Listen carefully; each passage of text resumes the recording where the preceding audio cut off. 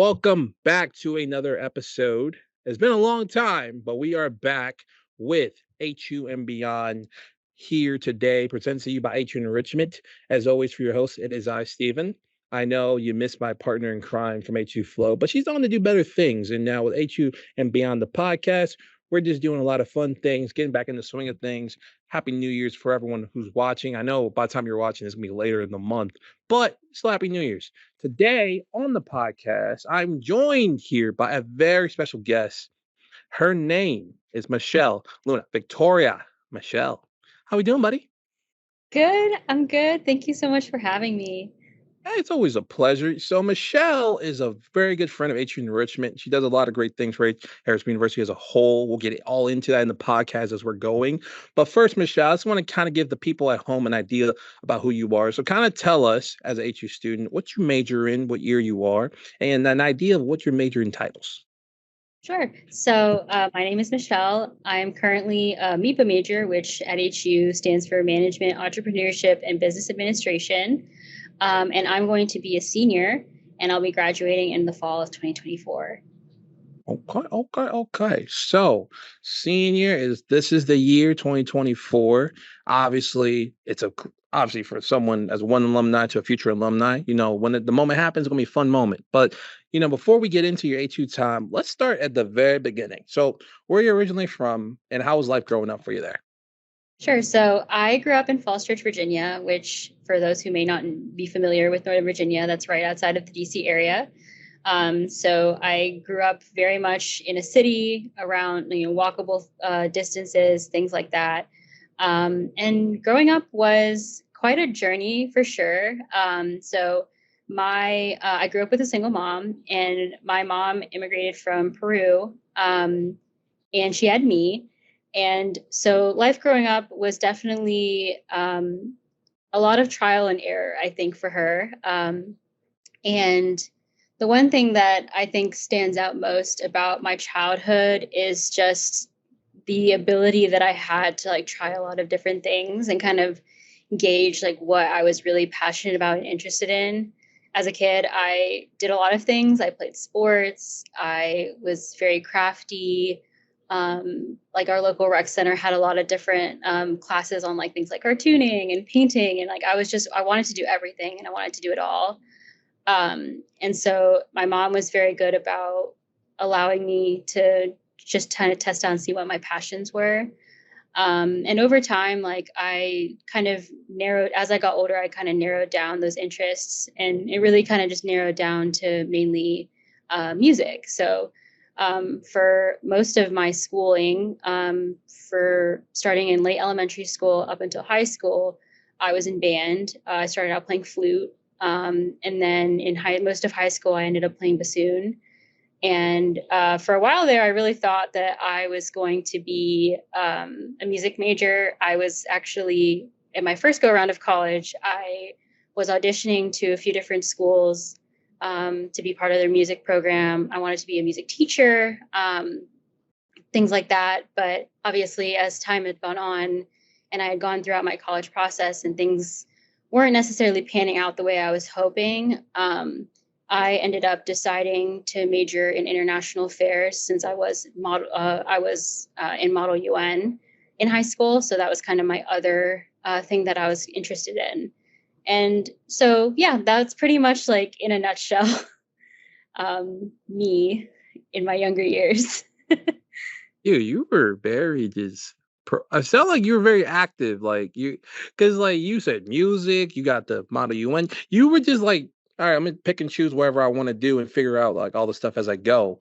So you Exactly. had options, but then at the end of the day, as you mentioned in the beginning, you picked MEBA as a major, but as a whole, business, because that's what it seemed like you just really enjoyed the business mindset. So in college, not in college, before we get into that, high school, you're about to, start to make transition to college, right? So you're a unique case because obviously I don't think HU was a first choice for you. You were going somewhere else. So where exactly, you did your college journey first take you? So I graduated high school in 2015.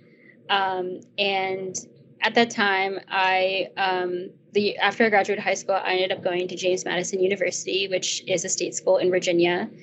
And what really had drawn me there was a variety of things. First being that which weirdly enough, like I was still, even though I wasn't going to go to school for music, I still wanted to pursue it, especially since that was something that I had spent so much of my high school career dedicated with. I was in honor band in high school, and I had the opportunity to travel with my school to a few other states for like competitions and things like that. And so that was something that I was really passionate about. So JMU has a marching band. They're like over 500 people. It's a pretty big marching band, and that was like one of the things that really drew me there, was like just how enthusiastic they were. And how like a lot of the people who were in the marching band weren't actually music majors, but they were still interested in pursuing music in some way. And just also the campus is very beautiful. And I was fortunate enough that the financial aid that they were offering me was was very reasonable for me to be able to attend and for it to be affordable without me having to take out any loans. Which, as somebody who's like a first gen college student, the idea of having to take out a loan is like really terrifying. And ideally, like, especially when I was in high school, it was really emphasized, like, if you don't take out any loans, if you can't help it, like apply to all these scholarships. So that's like basically, I was like applying to so many things in addition to the financial aid I got. And so, yeah, that was my very first year of college. I spent a year there.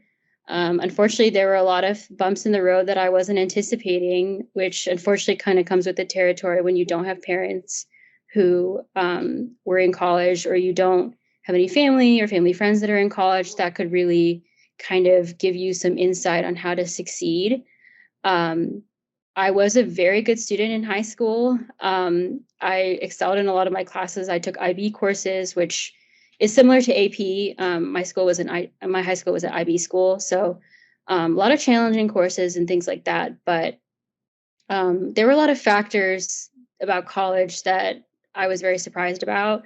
So first of them being like, I didn't realize how much I would be like put out of my comfort zone, which sounds kind of crazy, but like as somebody who was super involved in high school, in various different parts of extracurriculars in school and things like that, like I really thought like, oh, like, I wanted to go to this big school, and like that would give me the opportunity to like dip my toes in so many things, meet so many people, like, but I think what I didn't realize was that, of course, like high school is very comfortable when you go to high school with the same people that you've gone to school with for years.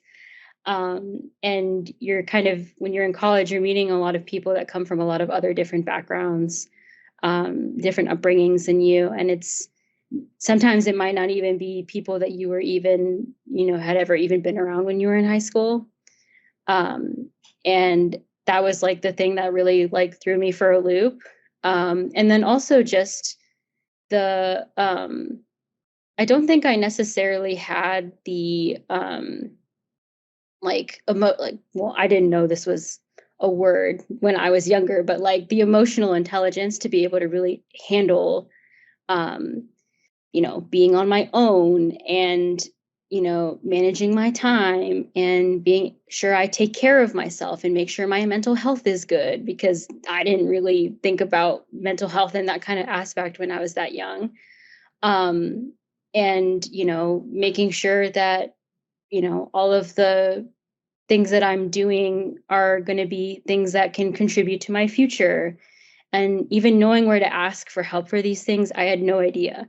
And JMU is a really big school, so if you are not the type of person who's very used to being, you know, um, like an initiator, for the lack of a better word, it's very hard, and you can kind of get lost in it, because you're basically competing for the attention. You're competing with like 30,000 other students for the individualized attention that you're seeking from like your professors or like your advisors. It's very hard to stand out. And so that was kind of what I didn't really anticipate when I was looking into college. And don't get me wrong, like JMU is a fantastic school. I just think for where I was at that point, I don't think it was a good fit. And so for that reason, I decided to not come back the following year. Okay. So, and you tell me if I'm wrong. It seems as though you went through some type of like regression from high school to that, guess it was like first year of JMU, where it's Mhm. just like you were learning a lot of things about yourself and also about how like colleges as a whole, how especially with big colleges as you mentioned. So JMU, I didn't know it was that big. I thought it was like probably medium size, but 30K is still big size of college.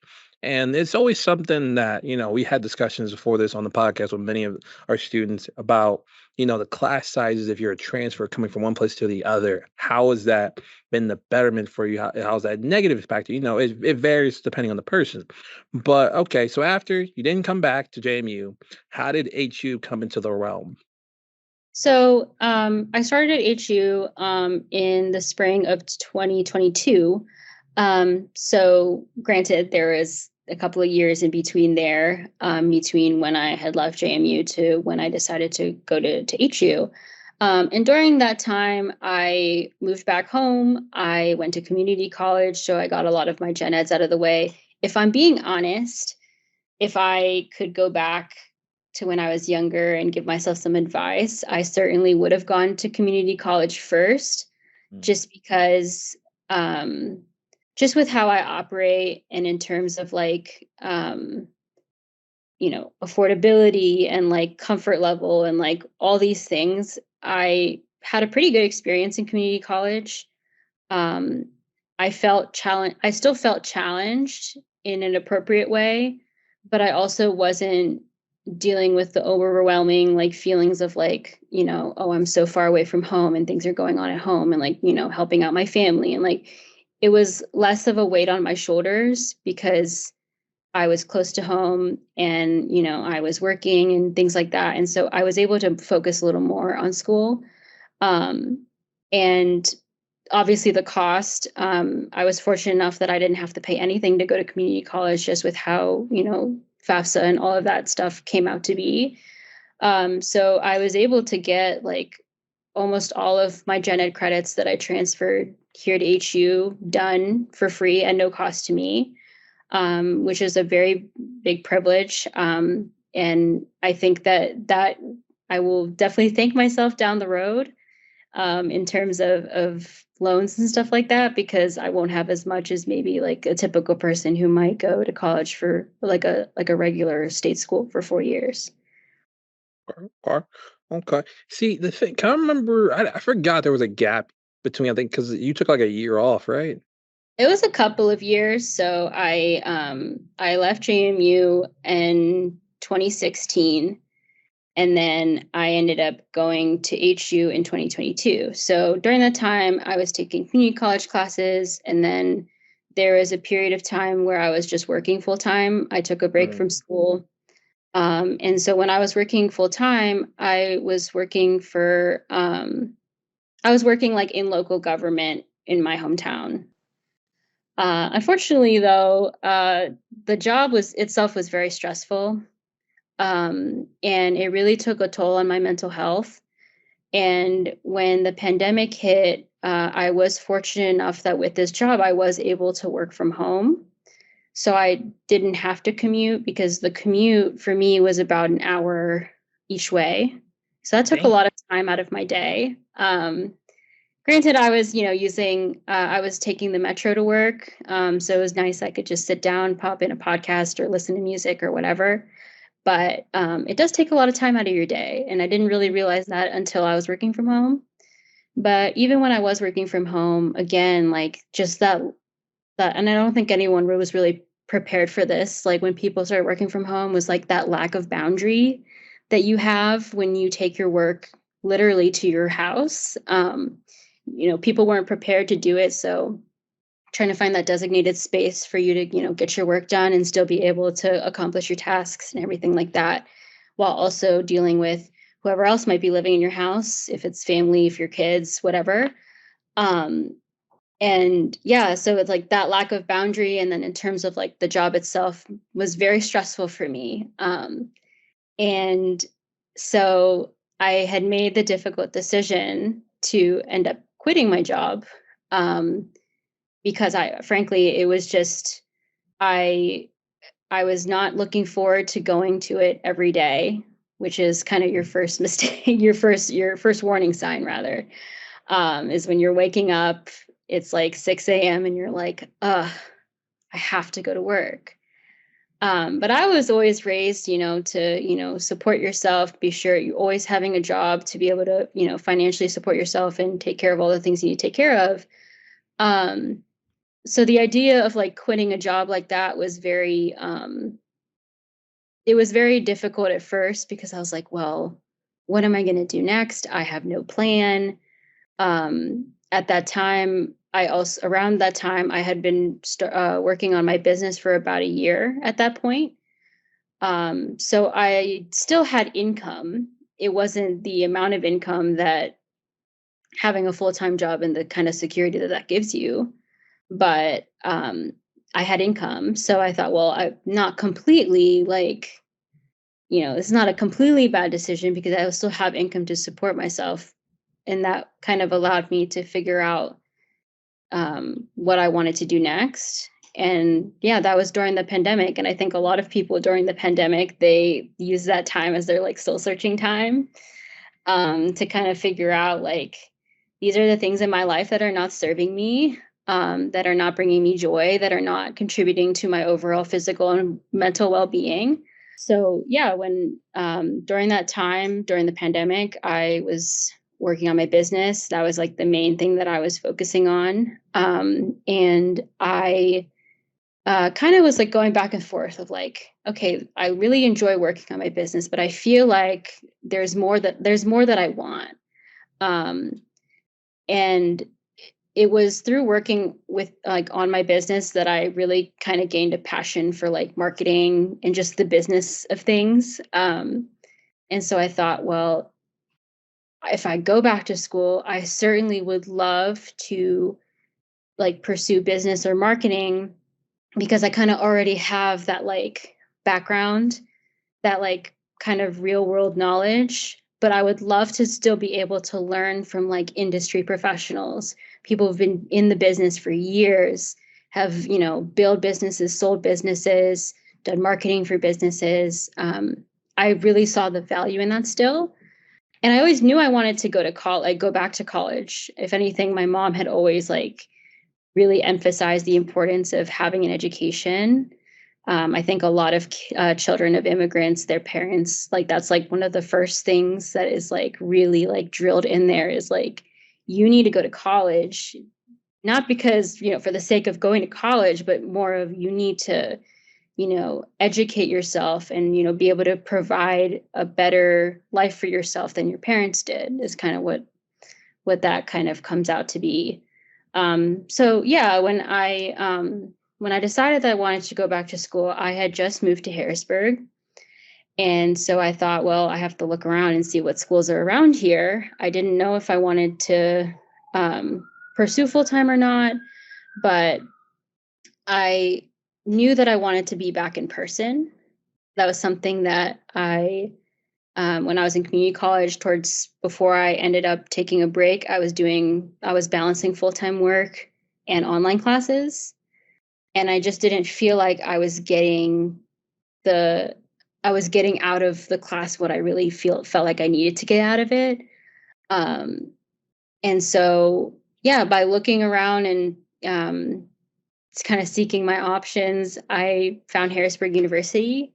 It was actually a recommendation through a family member, who essentially, in a nutshell, like he works in the IT industry. And so he said that he had a couple of people who worked for him who graduated from HU and heard that it was a good school and that I should check it out.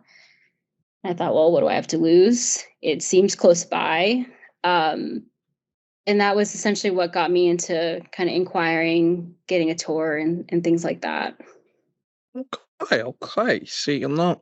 Look. Anytime I hear how we get the recommendations, we always enjoy it. Like any day we be hack is a great day, in my opinion. Just saying. No beef to hack. But But so basically, I always thought you moved here after you got into HU, but you already moved here by that point, which is really People that cool. I meet think that because a lot of people that I know, like at HU, know that I'm not from PA.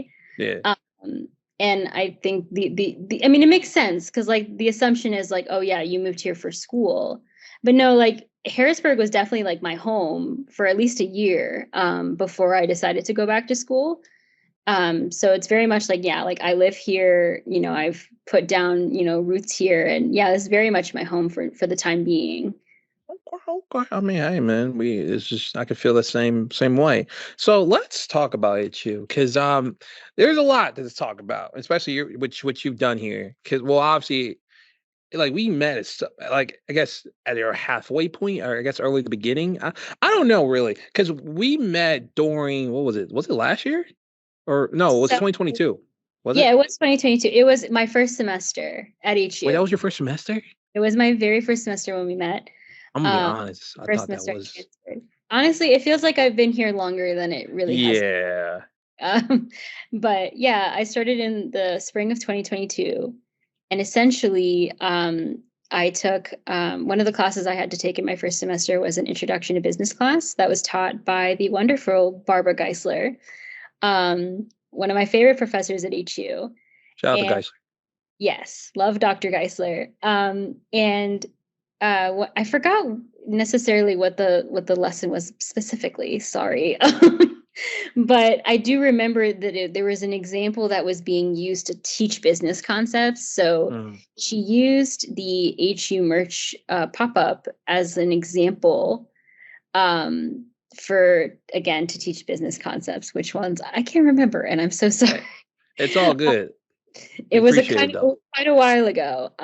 But um, when she had mentioned it was student run, I was like, ooh, like I, just transferred here. I knew that when I went back to school, especially because it was in person, that I would want to get the most out of my experience as possible, and really push myself to be that, you know, the person to take initiative that I don't necessarily think that I was, not because I didn't want to, but more because I was kind of shy.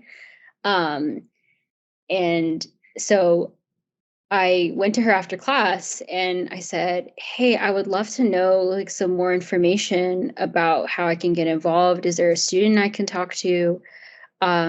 Because, especially with me also having a business and also just me having just general retail experience and customer service stuff, like I was like, this would be a perfect first thing to get involved in.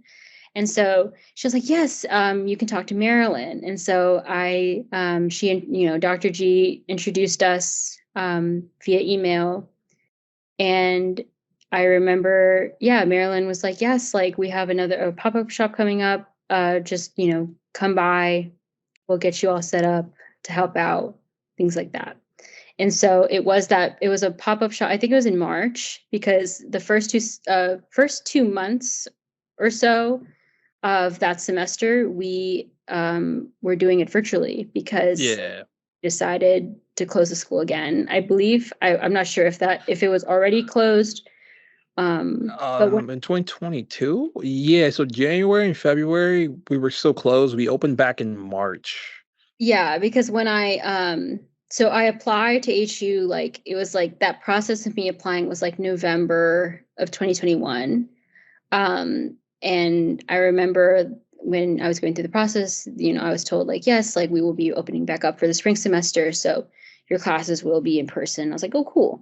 But then I remember a few days or even a week before class started, they were like, we're going back to virtual. And then it kind of strung out for like 2 months before we even Yeah. were able to come back. So yeah, it was March. That was the pop-up shop where I came by, and that's how I met you. And uh, graciously, that's kind of like how I ended up meeting a lot of my friends that I have here at HU is through the pop-up shop. It's where it all began. It really was, and I think to add on to that, I think what was the day of that pop-up shop, I'm just down there chilling, getting stuff together with, the other teammates, and then I get a text message from Marilyn, it's like, "Yo, forgot to tell you this yesterday. I'm like, what's up? She's like, there's gonna be someone somebody named Michelle. I'm like, all right, what's she look like? She's like, good question. I'm like, bro, what? Like, and so in my head, I'm like, all right, she gonna stop around like I think 1 inch or something. So Yeah. and then you came by, asked if anyone was in charge. I'm like, yeah, yeah, it's me. It was like, and then oh, you're Michelle. Nice to meet you. So I showed you around, did the little thing. But to be fair, and this is where I gotta show how we've grown as a whole HU merch, and Michelle can attest to this. I think that was back when we were just doing just like not even the bins yet. Because if you come to a merch pop-up shop, you'll see a bunch of bins around. They're all organized and all that stuff, numbers and everything. Back then, obviously, we're still finding our footing. We just had like boxes lined up from one angle to the next. We were all like just behind them and stuff like that. There wasn't a lot of organization, and obviously that's just because we're all learning as we're going. But we took that process and we built on that. So obviously we've grown. But she remembers just like we would just go through boxes, pull stuff out. Oh yeah, we found that medium right here. Let's Yeah. go. So like it was a lot of learning and a lot of ironically enough, you would think we were stressed out more. Not really.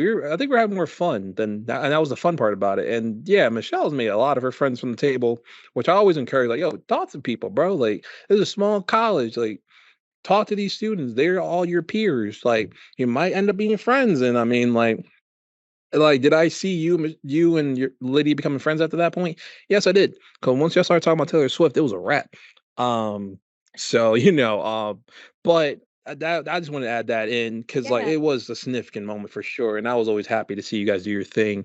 But that ain't the only thing you do anymore, because Yeah. you've leveled up, and I'm very happy for you. So let's kind of talk about that. So after you did the merch stuff for a while, I think you did it for about about a year, some change with Lydia. Mhm. Um, what have you been up to nowadays with like everything? Because I know you did the merch table. I know you did some summertime stuff. Like, kind of tell me what's been up to.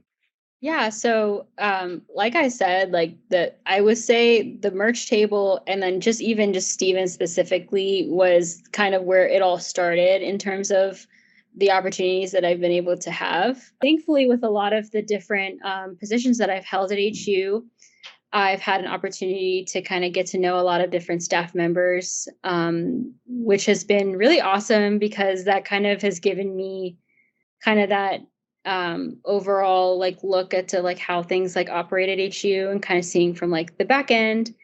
Um, and so I spoke with our director of admissions, Erin, and I said, "Hey, like I'm looking for some sort of way I can kind of hone in on like my social media skills and also, provide some sort of um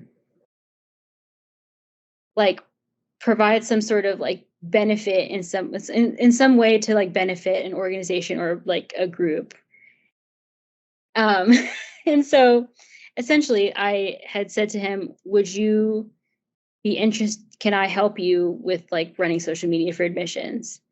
um and he had told me that like for a while they'd been thinking about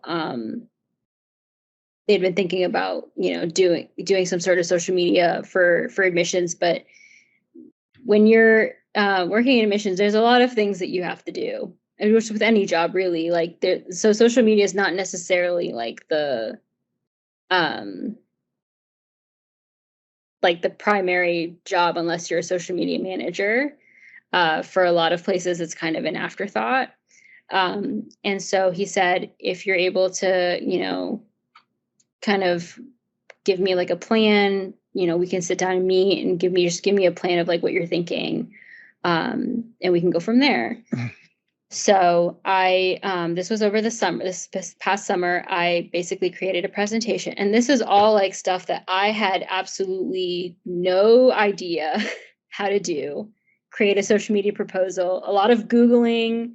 HubSpot was my best friend in terms of like figuring out like how can I like make sure that I'm like marketing myself as the right person for this job, and also showing like how social media can provide like what social media can provide in terms of benefits for admissions. So I created a presentation. I sat down with admissions and I, presented it to them, basically talking about why should we have social media? What type of content will we have? If this is something that we, do, what is the plan going to look like? How often are we posting?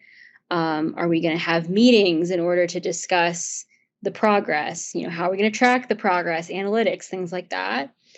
And so they were really happy with what I had to say, which was really reassuring because the overthinker in me spent a lot of time on this presentation.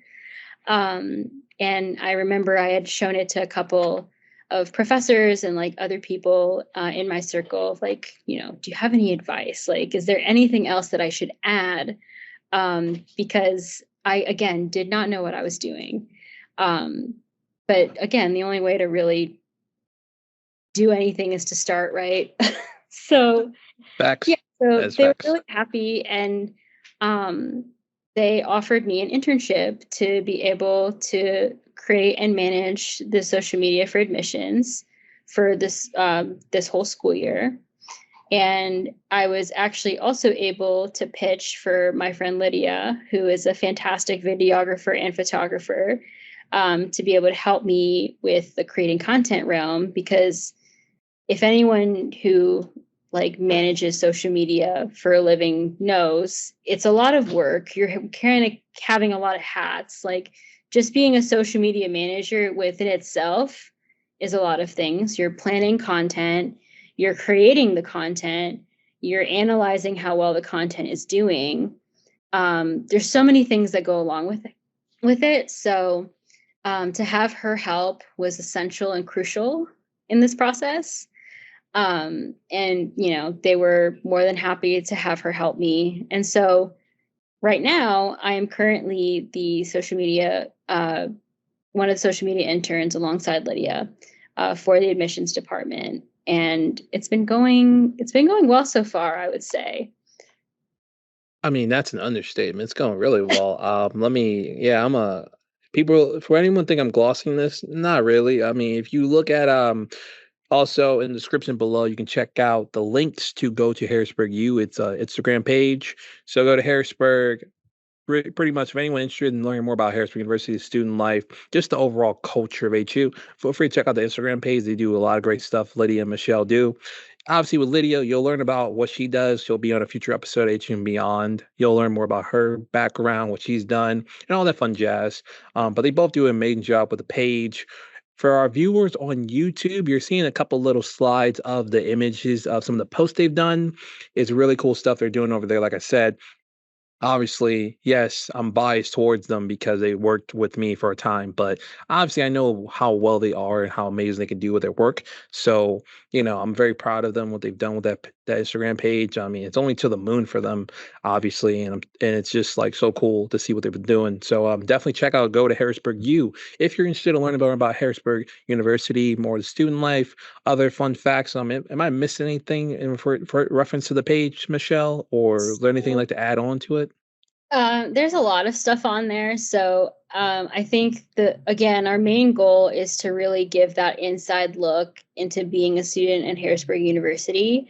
And like what it's like to, be at a STEM school, to be at a school in a city. And so a lot of what we feature a lot of students on there. One of the biggest things that I knew that I wanted to do when I started this account was to really like get to know and feature as many students as possible. Because during my time here at HU, I have met so many cool people that have such niche interests, even people within the same major who have completely different career interests and reasons why they do what they do.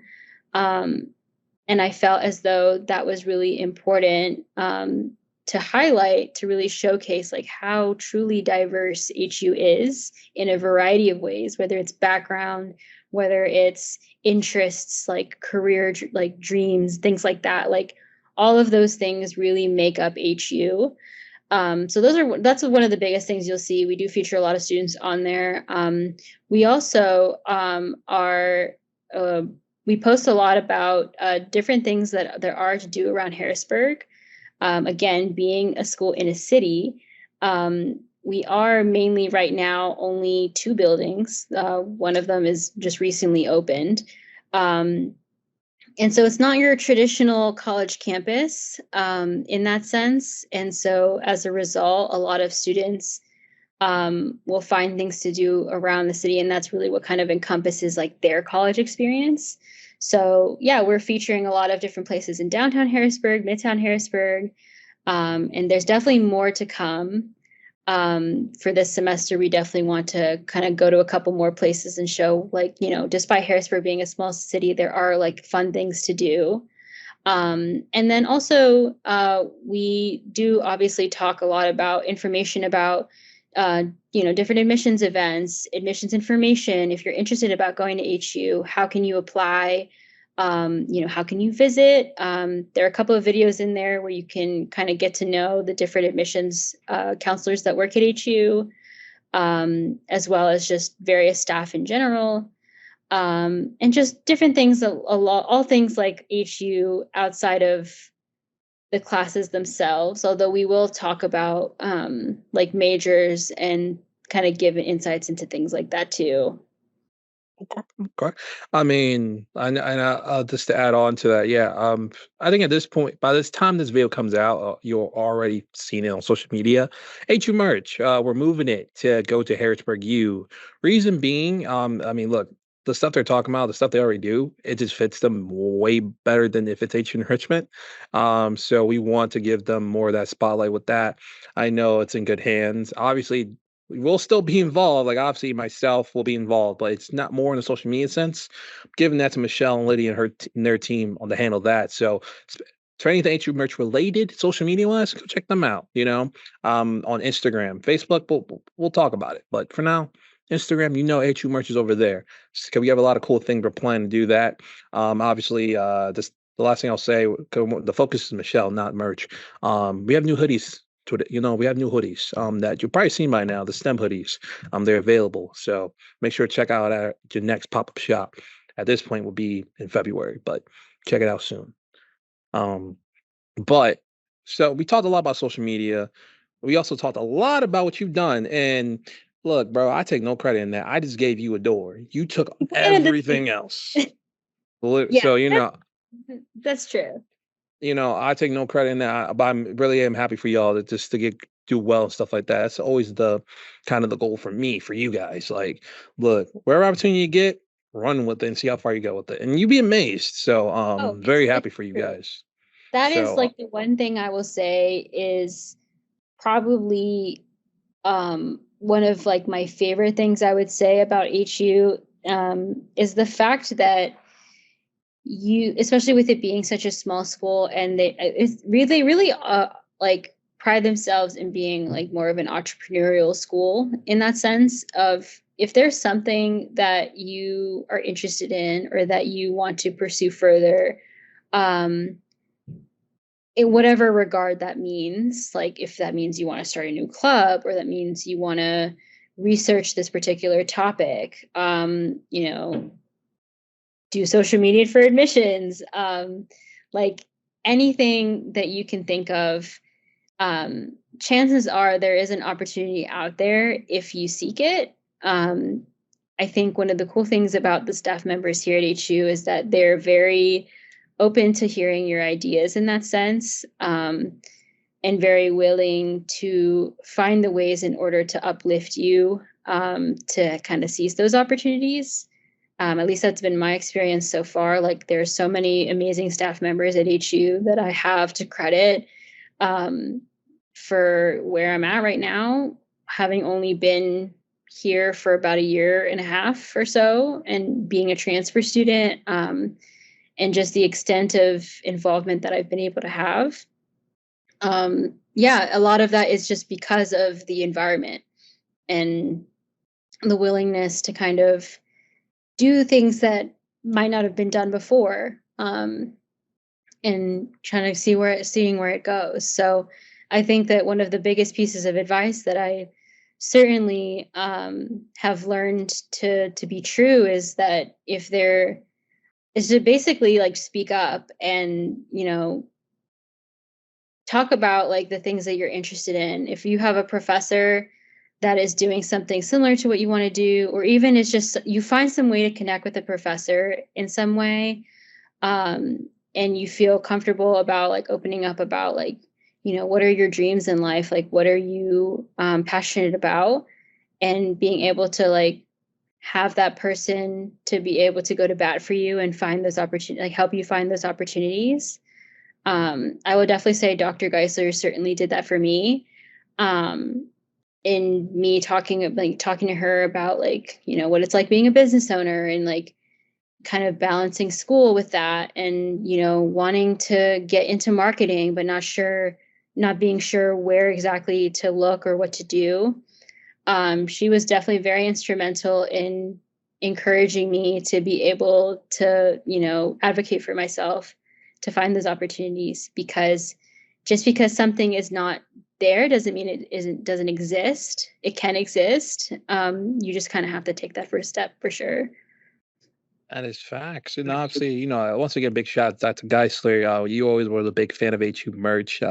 Always came to all our pop up shops. So we appreciate you. Me and Marilyn both hope you're doing well wherever you're doing right now. We love you. And so, big shout out to you. You've done a lot more than you think you did. Trust me, you did. So we appreciate you for that. But to kind of to add on to more HU stories, there's one I want to mention because it was a funny one.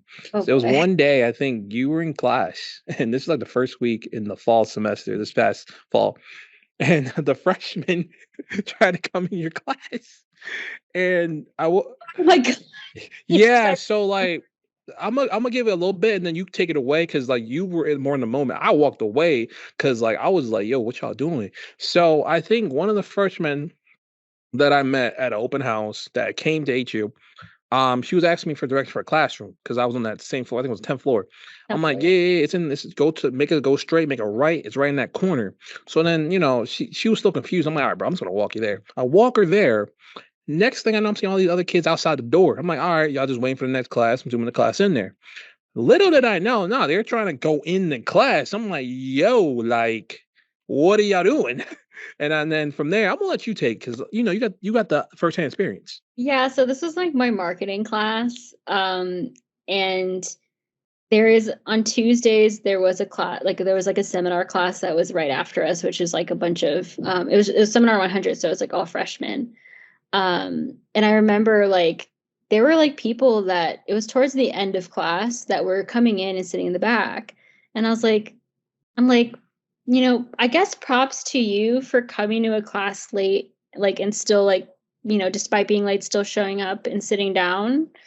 But like, there's like not even like 10 minutes left in this class. So I'm not sure what you're really going to get out of showing up that late.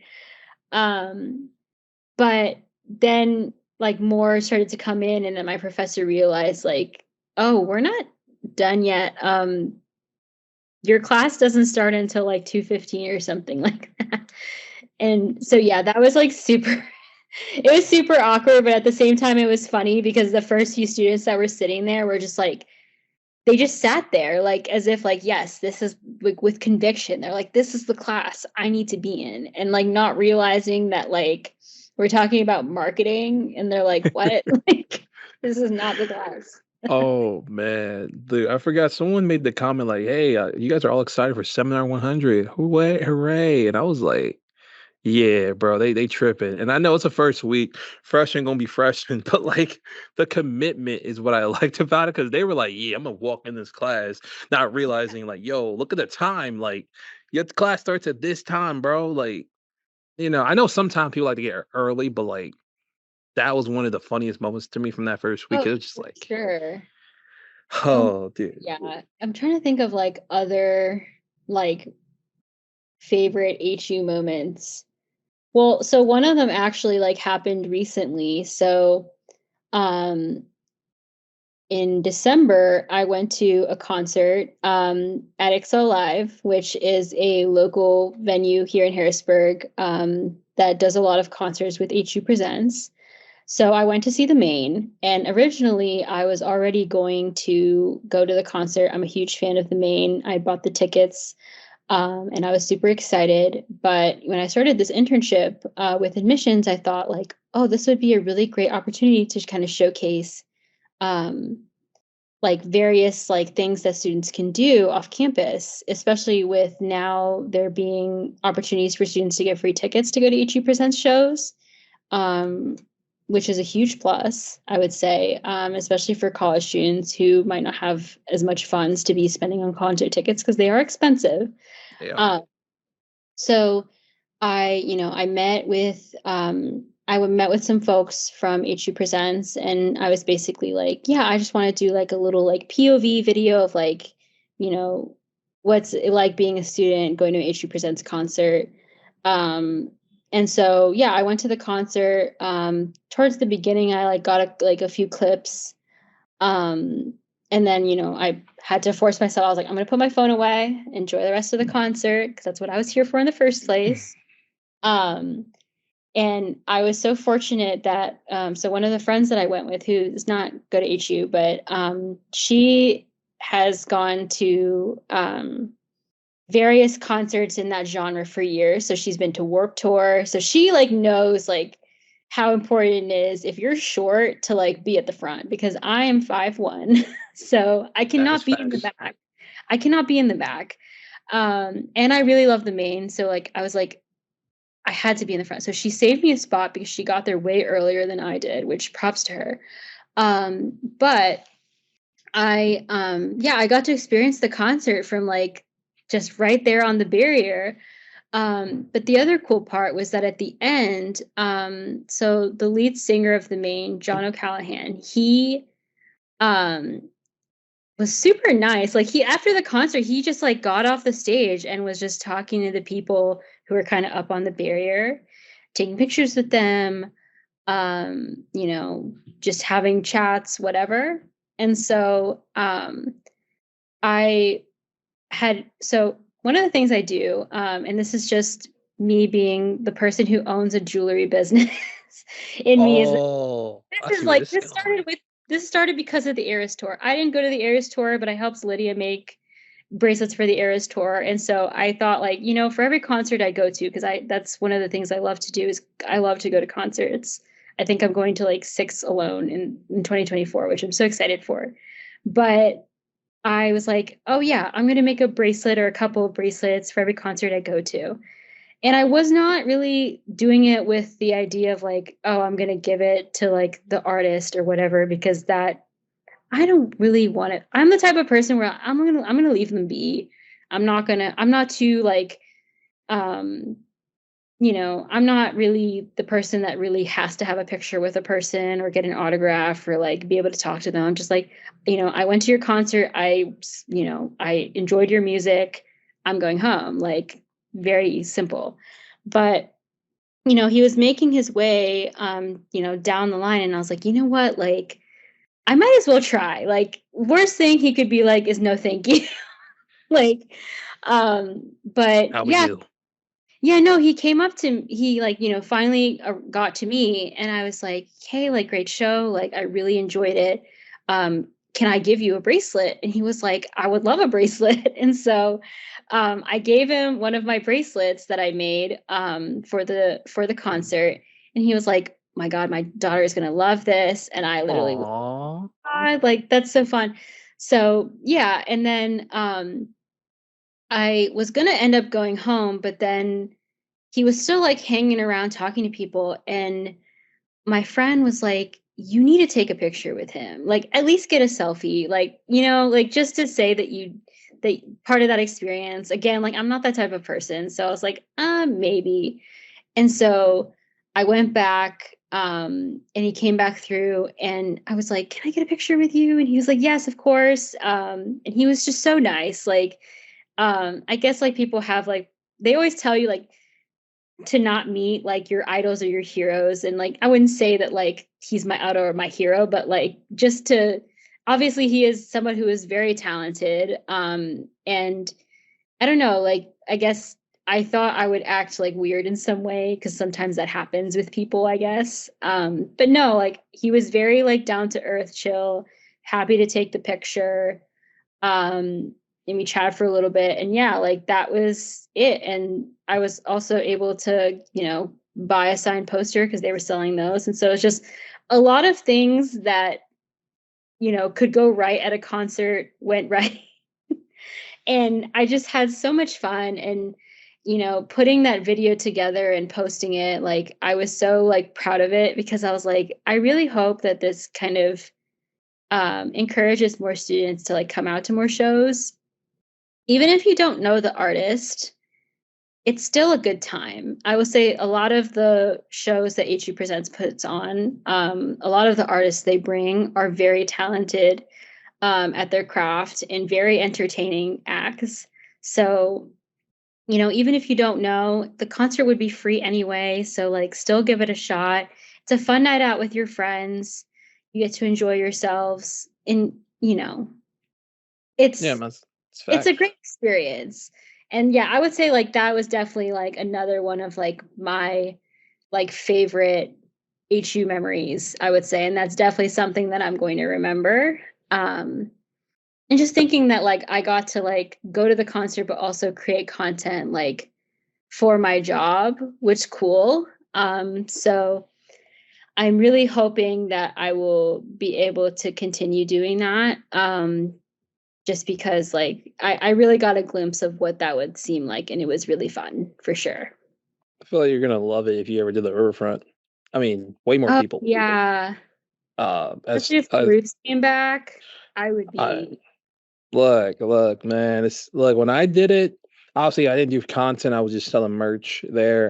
It was just a cool feeling. Like it's probably I've worked concerts before in the past of like 60,000 plus. So I know the feeling, but just to be in the environment all the time, anytime is just like seeing the crew that puts it together and then dismantles it after everyone's leaving and seeing how fast you think because you think oh it takes a while. No, people disperse pretty fast, especially once they know it's over because it's a pretty fast moving piece. So like being part of it's always a pleasure and just seeing it's always a good adrenaline rush as some people would say. It varies, but I'm glad to see your experience was fun, you loved it, and obviously for those interested, check the link below if you're watching on YouTube. The Atrium Presents. Get your tickets to any of the shows. The Riverfront, they'll be back there this summer, so get your passes as well. And good shout out to Frank, Sarah, and his team over there. Atrium Presents. They do some good work over there with all the stuff with concerts related to Harrisburg University Presents. But before wrapping up, there's two things I want to say. The first thing is we got to talk about it because you've been talking about braces for a while. oh. And a lot of people are probably like, wait, well, does she have a business? What's this about? Like she mentioned it. So I want to give the floor to you, kind of talk about what exactly your business is and what exactly you guys do, or So you specifically. yeah, so I have a business. I make handmade jewelry, specifically bracelets. And it's called Flores&Co. Kind of based after after my mom's name, and in Spanish, flores also means flowers. So when I first started my business, a lot of the bracelets that I made were like flower or like daisy chain bracelets, if people remember those from the early 2000s. Facts. Um, yeah, so that was something I started in 2019. At that time, I was working that stressful job. I needed a creative outlet. And as I said, like, when I was younger, I was interested in so many things, but I was very much a crafty kid. And I had a lot of memories of making like, bracelets and jewelry with my mom. So when I thought about like, oh well, what can I do to kind of get that creative outlet, was like, well, I've already known how to make bracelets, might as well try going back to that. And over time, like I got the encouragement to start selling them. So I started selling them on Etsy. Um, and then that turned into also like selling at like local markets. So I lived in Connecticut for a period of time and I did a lot of markets there. And since moving here, um, I still do sell on Etsy, but I do a lot of markets around Harrisburg, Camp Hill, Mechanicsburg, just the central PA area. I find it to be so fun because it's, I will say, like the the small business community in Harrisburg is strong, I will say. And I've been so fortunate to be able to connect with other small business owners in Harrisburg as a small business owner myself. And I will say, like, the event that really, like, kind of, I would say, kind of not put my name on the map, but like definitely like made me feel like I was definitely part of the Harrisburg small business community was the Harrisburg Flea. So the Harrisburg Flea is a market that happens in the first Saturday of every month. In the colder months, they do it at Strawberry Square, which is right by HU. And in the warmer months, they do it in the parking lot of Midtown Cinema in Midtown Harrisburg. And they have a bunch of different like small business makers. So people who make candles, soaps, jewelry, people who sell vintage clothing. Like there's a lot of different things you can find there. And that was where I really got my start, I would say, like in the Harrisburg small business community. And the organizers have been so gracious to, allow me to come there for a lot of different, I don't go there every month, but like a lot of months I'm selling there. And so over the summer, I was selling, they did a specific event at Soma, which is that street south of Market, that's by HU also. They did like a Sunday market, and it was through there that I received my first opportunity to be able to sell my bracelets at an actual store, like a shop, like an actual physical brick and mortar shop. And it's a shop called The Meadow. So that's also in Midtown Harrisburg, and has lots of different small businesses. Very good place to get gifts if you're looking for like a unique gift to get a person. But the owner had reached out to me saying, I was at the Harrisburg Flea and I really liked your jewelry. Would you be interested in selling? And like, I will say, like, one of like the more far out goals that I had, but didn't know if it would really ever come true or, how long it would even take, was I knew I wanted to either maybe one day like have my own shop where I can just sell my own bracelets, or sell at a shop that might have other products as well. But it does cost a lot of money to do that, I will say. I did look into it before, and it is a lot of money to do it. And so I thought, well, maybe that's not necessarily in the cards for me. Put that on the back burner. But this was an opportunity that came to me when I least expected it. Yeah, so that started in September for me. And so I've been selling my stuff there ever since. And it's been such a fun opportunity to be able to get my jewelry out there to people who might not already like be familiar with my business. And yeah, like just being a business owner as a whole has really given me a lot of opportunities to grow as a person, even, how to, kind of overcome that like imposter syndrome, which I still suffer from, admittedly, but, how to talk about my business in a way that's like, no, it's not just this fun little, like cute little hobby that I do. Like, this is something that like I actually, the behind the scenes is very much like any other business that you would see out there, sourcing materials, thinking about what kinds of bracelets do I want to make? What do my customers want? Like shipping it out to customers, dealing with, having like customer service and, like being able to market it to people and all those things, like everything that like any other business or even a corporation does, just at a smaller scale.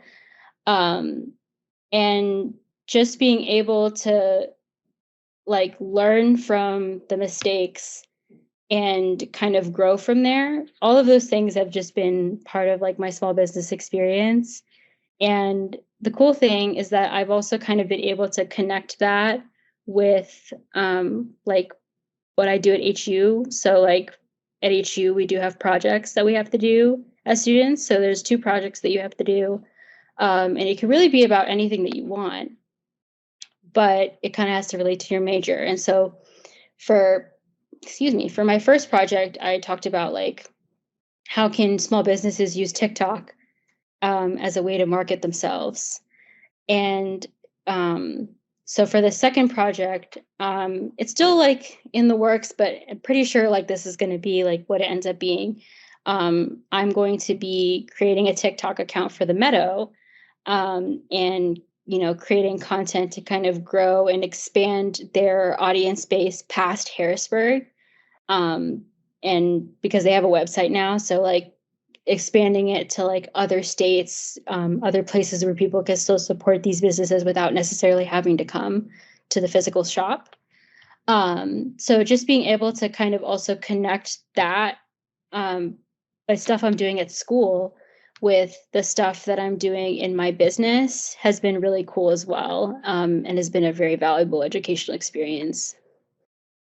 Look at you, man. Look, I only knew the bare minimum about the business, but you doing even more things than I thought. So definitely, obviously, check out Floors and Co. Their socials are down in the description on YouTube and also on Spotify as well. Big shout out again, like I said, to Michelle for coming on. But before we send her off, we got some questions we got to ask her. I got some questions on my lovely little phone over here that I'm gonna ask her as the last part segment of the podcast. So here we go. So Michelle, some of these questions is yes or no. Some of these are gonna need to answer. If you don't know the answer, it's okay. So let's start off with one that everyone likes to ask, but I still don't understand it because I'm not a fan of it. Michelle, now, are you a fan? And this is some of the most asked questions of 2023, just so people at home knows. Interesting. Um, are you a fan of pineapple on pizza? If not, what is something you would like to have or do have on pizza that most people would not? The fact that this is a question still being asked in 2023 is baffling to me. Like, I'm pretty sure this was stuff that we were talking about when we were in elementary school, but I Yes, it digress. is. No, pineapple does not belong on pizza. I Let's go. understand the idea of having sweet, like, I like hot honey on pizza, um, but it's the texture that does it for me. I like pineapple on its own, but the texture of that being on a pizza just does not belong. No one can convince me otherwise. I've tried it too, so I can say that I at least tried it and I did not like it. What I do like on a pizza is, I love pesto pizza. So like rather than just regular red sauce, having pesto sauce instead, it's delicious. Usually goes really well with like chicken or whatever other meat you want to put there, but the sauce like has to be pesto. I love pesto pizza. But I feel like a lot of people don't really know that, that can be a thing on pizza. So I would say that that's like my thing that I like that most people probably don't really think about. I'm gonna say I didn't know pesto can go on pizza. That I'm gonna say I didn't know that at all. So I'm gonna try that one of these days. And like honey, I've tried honey on pizza because I was just Broad Street Market. And I think I was with my friend Josh and we tried it out. So Yeah. it was all right. I was surprised by it, but hey, still I don't understand either about people ask this question in 2023. Like, bro, they just added one section to it, but I digress. Next question. Now, a college related question. Okay. What what? Okay, someone doesn't know how to spell here, but I'm gonna help them out here.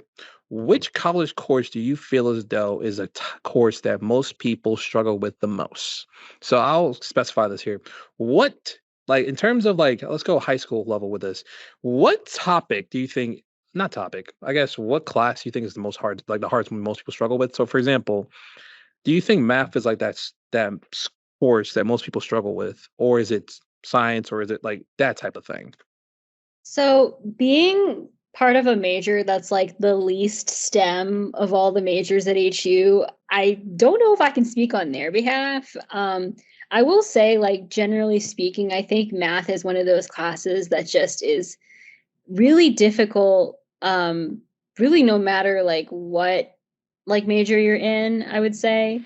Um, in terms of like what I've heard from like other friends of mine who are in other majors, like yeah, math is definitely like the hardest like obstacle that they had to overcome in terms of Same. classes.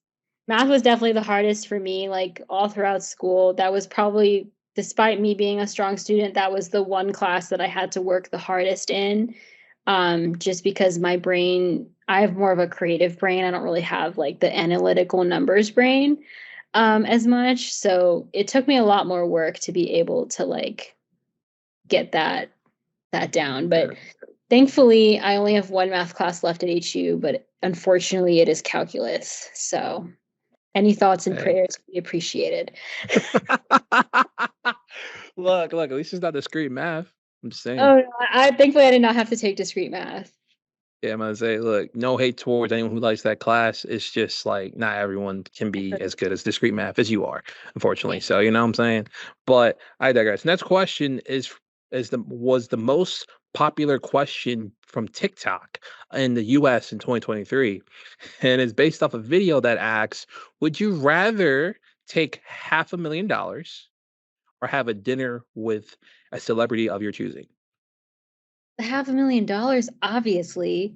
And this kind of Thank goes God. kind of like a revisit from what I said earlier that I don't really care to like meet like if I met Taylor Swift, cool. I don't have a itching desire to meet Taylor Swift despite being a huge fan of hers. It's just not something that that really interests me. So yeah, I would rather take the $500,000 to pay off my student loans for sure. So just to show you how bad this stat is, Oh no. 98.25% picked the half a mil. Right. The rest, the other percentage, picked the dinner. And the dinner in question for this one was Jay-Z. Um, but I'm gonna be honest, I listen to his music here and there, but I don't care about him enough to not to give up $500,000,000, No. respectfully. Yeah. So Take me. okay. And then two more questions for you. The second to last question is, are you a fan of doing New Year's resolution? If so, are how long do you stay committed to your New Year's resolutions? Okay. Frankly, I can't remember the last time I explicitly sat down before New Year's and was like, these are my resolutions for 2024 or for whatever year it was going to be.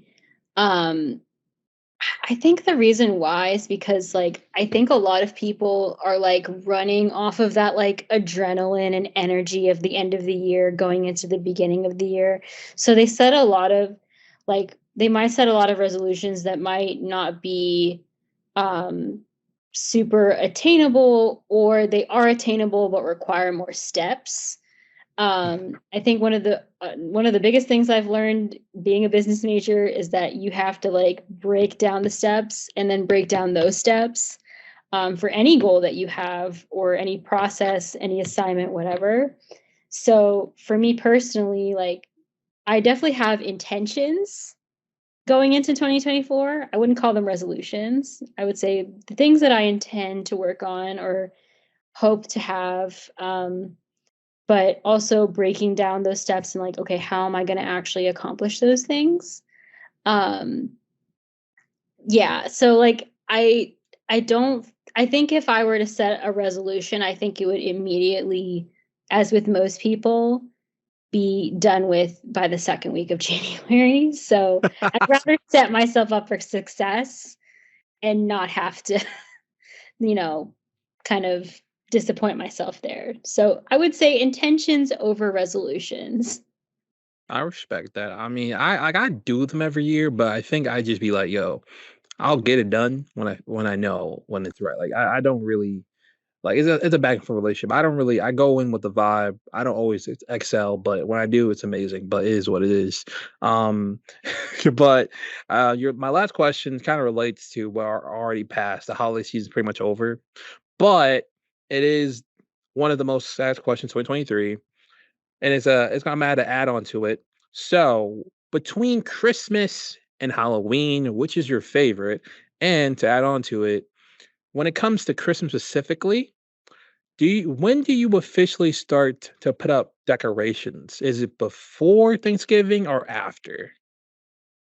So I love both holidays. I would say I like Christmas more only because I feel as though like Christmas is like a month-long ordeal for a lot of people. And so I like the whole like holiday spirit aspect and the activities that come along with it. I feel like for Halloween it's just like one weekend and you dress up and then you don't think about it anymore. Um Whereas with Christmas, it's like a whole ordeal. And plus, I love giving gifts. It's like super fun for me to like look for gifts that remind me of people or to hand make gifts, anything like that. I love all of it. So I would definitely say Christmas. With that being said, I would say as the years have gone on, people have gone a little too brave with their Christmas decorations in terms of the timing. I Oh think it's yes. acceptable to have it like I would say after Thanksgiving is fine, but like if you're doing it November 1st, it's a little too much. We also decorate for Halloween, so we kind of keep it until like Thanksgiving and then, move it on over to December. So yeah, I would say after Thanksgiving is valid for decorations, for the music, all of that, but earlier than that is just too much. Hey, look, man. That discussion, ironically enough, most people picked before Thanksgiving. And I'm gonna be honest. Look, I feel like a lot of y'all just on that vibe because I don't think majority of people as much care about Thanksgiving as much, which is I don't know. It's like each to their own. Like I'm not here to judge. It's just like it's still a holiday, but Right. I get it. But it is what it is. But obviously, first and foremost, Michelle, thank you for coming on to the podcast today. I've just enjoyed hearing more about your story. Obviously, there's some stuff I didn't know that I learned about, so I loved hearing it. Would love to have you again because I would love to dive more into that social media talk and also talk about a topic that I didn't get to this one because just 'cause I didn't want the podcast to run too long. But kind of get your thoughts on the nostalgia podcasting, which I don't know if you know the term, but it's a term that's been popping up lately because of all like the recent like old child stars from like Disney, Nickelodeon, making their own podcast talking about their experiences. Kind of How talk to you do you know about that this. I'm into Ned's declassified survival Yeah, that's podcast guide or podcast survival guide? How did you know? who knows? I mean, I'm a wizard with learning this stuff.